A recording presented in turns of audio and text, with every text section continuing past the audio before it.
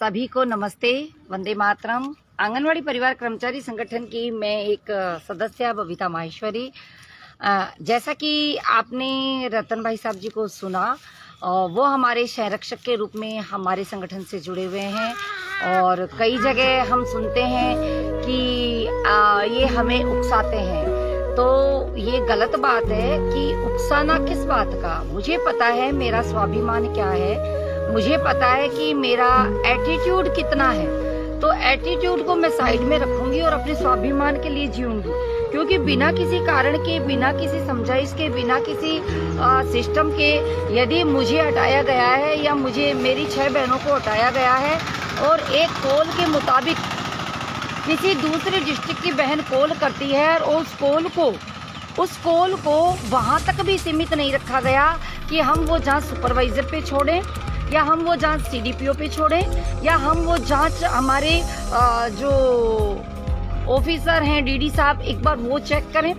बस अगले ही पल डीडी साहब आते हैं, खुद चेक करते हैं और नोटिस के साथ सिस्टम को डाल देते हैं। तो आपका जो सिस्टम है उसके अनुसार तो आपने हमको यूज में लिया होता। यदि नहीं किया है, स्टार्टिंग आपने की है, तो इसका सॉल्यूशन भी आप ही करेंगे। आज जब 10 तारीख से हम धरने पे बैठे हैं, 19 अप्रैल को हम लोगों को नोटिस मिला, 20 अप्रैल को हम 7 बहनों को निष्कासित कर दिया गया। तो हम सब ये सोच सकते हैं कि 3 महीने, हमने 1 महीने के अंदर अंदर बाय स्पीड पोस्ट और बाय प्रत्यक्षीकरण जाके हमने हमारी अपील दर्ज करवाई है। तो उस समय बाबू लोगों की हड़ताल थी, मान लिया, 1 महीने तक हड़ताल थी तो वो भी मान लिया, लेकिन 3 महीने हमने वेट किया। हमने 10 जुलाई को हमने ये सिस्टम लिया और बाकायदा हम छुट्टी लेके कलेक्टर साहब को, उनको सबको हम दे के आए अपनी कि हम लोग धरने पे बैठेंगे। हम लोग 10 जुलाई को अनशन के धरने पे बैठे और पहले दिन हम 2 भाई बहन बैठे थे। 10 जुलाई को जब हम अनशन पे बैठे तो 12 तारीख को हमें ये सिस्टम में आता है कि आपकी अपील 8 तारीख को सुनी जा रही है, 27 को सुनी जा रही है, वो भी 3 टुकड़ों में हमको बुलाया गया है। तो इसका मतलब साफ साफ जाहिर है कि वहां हमें प्रेशराइज किया जाएगा, क्योंकि हम अकेले बोल नहीं पाएंगे। एकता में शक्ति होती है। मैं नहीं बोल पाई तो मेरी बहन बोलेगी, मेरी बहन नहीं तो मेरी बहन बोलेगी, मतलब एक से दूसरा, दूसरे से तीसरा। हम 7 बहनों को 3 टुकड़ों में बांटा गया है, 3 जगह हमको बुलाया गया है। तो ये तो अति हो गई ना। जिसने स्टार्टिंग की है, डीडी साहब ने स्टार्टिंग की है, किसी एक के कॉल पे, किसी एक के दबाव पे, तो डीडी साहब को ही चाहिए कि वो हमारी अपील जयपुर से खारिज करवाएं और खारिज करवाए के अपने तक लाएं और खुद हमें सॉल्यूशन दे कि ये मेरे साथ हुआ और मैं ये इसका सॉल्यूशन देता हूं और अब ये ऐसा होना चाहिए। हमारा कोई किसी से व्यक्तिगत झगड़ा नहीं है, हमारा कोई किसी से व्यक्तिगत टर्म्स नहीं है। हमारा झगड़ा है तो सिस्टम से है। सिस्टम पद है डीडी साहब का, तो उस पद से हमारा झगड़ा है। हमारा झगड़ा डीडी साहब से खुद से नहीं है, उस पद से झगड़ा है। उस पद से हमारा न्याय मांगने का हक है कि साहब आपने ये किया तो क्यों किया। जब हम ये पूछते हैं कि ये 7 बहनों के साथ क्यों हुआ, तो कि वो हो गया जो हो गया, तो वो हो गया जो हो गया, हम आगे की ओर देखें। और जब हम कहते हैं कि हमारे साथ जो सीएम आए उस दिन हो गया जो हो गया, तो लेट गो आप भी कीजिए ना। हम तो बच्चे हैं, उसमें भी गलत हमने क्या कहा है। देखिए, उसमें भी आप यदि वीडियोस को ध्यान से देखते हैं तो आप वीडियोग्राफी को गौर से देखिए।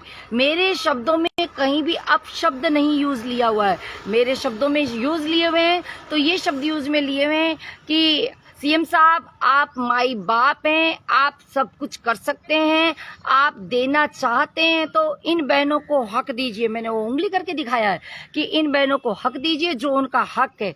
आप ये जो ये बातें कर रहे हैं, ये कर रहे हैं, योजनाएं दुनिया भर की निकाली हैं आपने, बहुत अच्छा है। और उसको हम धरातल पे, हम खुद उसको फेस कर रहे हैं, हम खुद उसको क्रियान्विति में ला रहे हैं, हम आपके साथ हैं।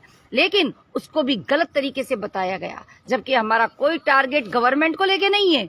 गवर्नमेंट को लेके आज भी हमारा टारगेट नहीं है। आज भी हम चाहते हैं कि प्रेजेंट गवर्नमेंट हमारे साथ ये सिस्टम ले, प्रेजेंट गवर्नमेंट हमें अपना हक दिलवाए, प्रेजेंट गवर्नमेंट हमारे साथ न्याय करे। हम ये चाहते हैं कि सीएम साहब, हमें बार बार बताया जाता है कि ये ऊपर का मामला, ये अरे कौन सा ऊपर, जब किया आपने है, कलम आपकी चलिए तो ऊपर कहाँ आ गया।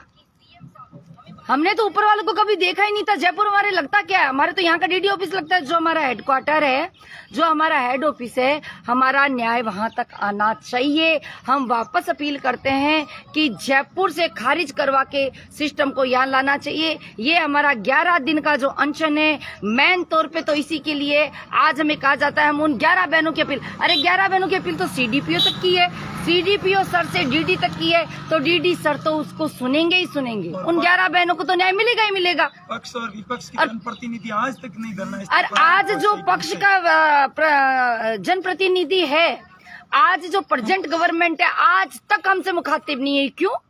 ऐसा क्या बिगाड़ा है हमने? ऐसा क्या बिगाड़ा है हमने? हम खुद सुनना चाहते हैं, हम खुद समझना चाहते हैं कि ये सिस्टम का हमने क्या बिगाड़ा है। मैं मेरे विवेक से कहती हूँ और मैं 100% कहती हूँ कि मैंने सिस्टम का कुछ नहीं बिगाड़ा। यदि मुझे गुस्सा आया है तो ये गवर्नमेंट को सोचने की बात है कि एक आम बहन क्यों रोई वहाँ, क्यों नहीं मुझे वहाँ बुलाया गया, सीएम साहब ने मुझे क्यों नहीं बुलाया कि वो बहन मेरे पास बुलाओ जो रोई है।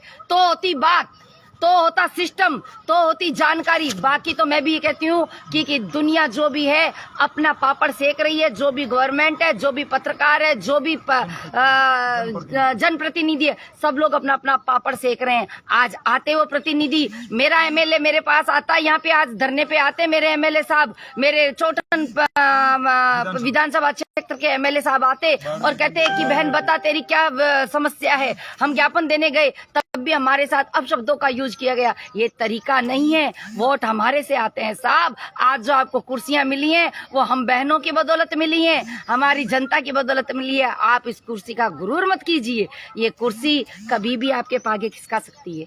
तो हम फिर लाएंगे, रिपीट करेंगे।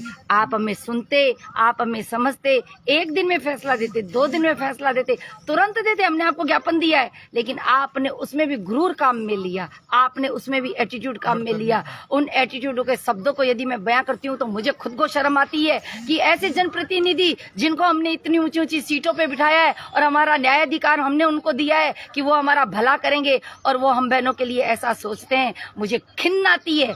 मैं तो इस राजनीति को भी गंदा मानती हूँ कि ऐसी राजनीति करने का क्या फायदा जो हमारे वोटों से, हमारे एक अंगूठे से उनको तो कुर्सी मिल जाती है, उनको तो शासन मिल जाता है, और हम लोग आज तक रोडों पे रो रहे हैं, इस गंदगी के बीच बैठे हुए हैं और हमारा गला काटा जा रहा है। साहब बहुत बहुत धन्यवाद इस सरकार को, इस सिस्टम को। लेकिन फिर भी मैं एक बार कहूंगी, आप देखिए मेरी एक बहन आज भी हॉस्पिटल में भर्ती है, हम 2 भाई बहन यहाँ आज भी धरने पे बैठे हैं। गवर्नमेंट से फिर भी मैं अपील करती हूँ, इस प्रशासन से अपील करती हूँ, हाथ जोड़ के विनती करती हूँ, वार्तालाप करने की आपको वक्त नहीं है, क्योंकि आप राजस्थान सरकार के लोकनायक हैं, आप बाड़मेर सरकार के लोकनायक हैं, आप चोटन सरकार के लोकनायक हैं। आपको वक्त नहीं है क्योंकि आपके पास बहुत समस्याएं हैं, लेकिन ये समस्या कम नहीं आके साहब। आज अनशन धरना है ये राजस्थान, मेरे हिसाब से तो ये महिलाओं का फर्स्ट धरना है, महिलाओं का फर्स्ट धरना है, जो आज 12वां दिन हम अनशन पे चल रहे हैं। अंदर से खबरें आ रही हैं कि ये खा पी के चलती हैं। अरे हनुमान ने सीना चीर के दिखाया था, सिया राम को बताया था। मैं कहती हूँ कि मेरा फिजिकल चेकअप किया जाए और मेरी आंतड़ों से मेरा चेकअप किया जाए, और फिर न्याय, उसमें गुमराह नहीं होना चाहिए, न्याय दिया जाए कि मैंने क्या खाया है और क्या पिया है, वो सारा साफ हो जाएगा। ये शक्ति है, मातृशक्ति है, ये शक्ति है एक नारी शक्ति है, ये शक्ति है एक देवीय शक्ति है, जिसका रग रग बोलता है। और आपको पता है जब नारी आक्रोश में आती है तो वो 1 दिन नहीं, 1 महीना नहीं, 12 महीने भी बिना अन्न के निकाल सकती है। ये आपको चैलेंज के साथ बबीता कहती है। आप अपना दम लगाइए। मैं तो फिर कहती हूँ, सातों की अपील बाड़मेर में लाइए, बाड़मेर में लाके हमारे डीडी साहब हमें न्याय दें, जो हमारे सिस्टम के अधिकारी हैं वो हमें न्याय दें। मुझे किसी और से न्याय नहीं सुनना है, मुझे मेरे डीडी सोमेश्वर देवड़ा जी से न्याय सुनना है, और ये मुझे न्याय देंगे, मुझे ऐसा पूर्ण विश्वास है। मुझे डीडी साहब खुद सोमेश्वर जी से कोई व्यक्तिगत झगड़ा नहीं है, मेरा उनके पद से झगड़ा है, और वो झगड़ा रहेगा क्योंकि उनने हमारे साथ अन्याय किया है, किया है, किया है। धन्यवाद। जय हिंद, जय नारी शक्ति, जय मातृशक्ति। जी, तो आपने अभी बहन बबीता जी की जो बातें सुनी हैं, तो आप सभी से निवेदन रहेगा कि इस दुख दर्द को ज़्यादा से ज़्यादा अपने फेसबुक और ग्रुपों में शेयर करके जन जन तक ज़रूर पहुंचाइए। साथ ही सभी जनप्रतिनिधियों से भी मैं कहना चाहूँगा कि आपका बहुत बहुत धन्यवाद एवं आभार कि आपने मातृशक्ति के धरना स्थल पर आने का कष्ट नहीं उठाया। हो सकता है आपकी भावनाओं से इनको और पाप लगता, क्योंकि आपकी भावनाएं केवल वोटों तक सीमित है। जो आप जल्दी 2 महीनों से मैदान में उतरोगे, आपको ये भी पता है प्रत्येक ग्राम पंचायत के अंदर 15 से 25 आंगनवाड़ी कर्मचारी बहनें हैं। हाँ, आज आपको लग रहा होगा कि धरना स्थल पर बहनें कम आ रही है, तो ये गुरूर भी आपका जल्दी दूर हो जाएगा, क्योंकि आप लगातार वो सिस्टम सब बनाया है कि बहनें धरना स्थल पर ना आए और हम सत्य को कुचल दे।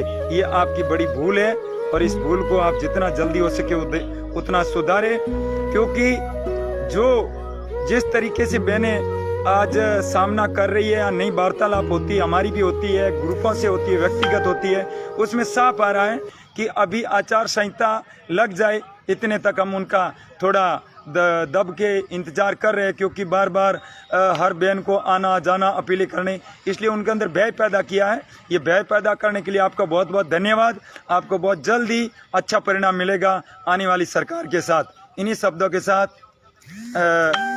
अनशन पर बैठे बहन भाइयों का आप सभी को सलाम। जय हिंद।